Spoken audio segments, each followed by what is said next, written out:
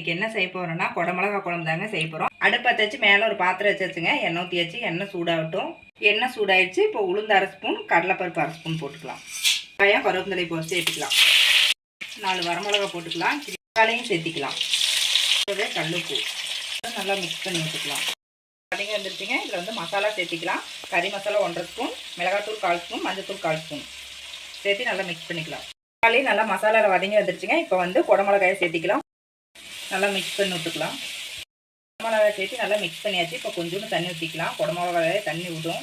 மூடி வச்சிடலாம். இப்போ வாங்க, ஒரு 10 நிமிஷம் ஆயிடுச்சு. வெந்துருச்சான்னு பார்க்கலாம். காய் நல்லா வெந்து வந்துருச்சு. எண்ணெய் பிரிஞ்சு வந்துருச்சு. இப்போ இந்த டைமில் 4 முட்டை உடச்சி ஊற்றி வச்சுருக்கேன். அதையே சேர்த்திக்கலாம். சேர்த்து நல்லா மிக்ஸ் பண்ணி விட்டுக்கலாம். முட்டையை போட்டு நல்லா மிக்ஸ் பண்ணியாச்சுங்க. முட்டை நல்லா உருண்டு வந்துருச்சு. பார்க்குறக்கே நல்லாயிருக்கு. அவ்வளோதாங்க, நம்ம குடமிளகா முட்டை பொரியல் ரெடி ஆயிடுச்சு. கண்டிப்பாக இந்த மாதிரி செஞ்சு பாருங்கள், நல்லாயிருக்கும்.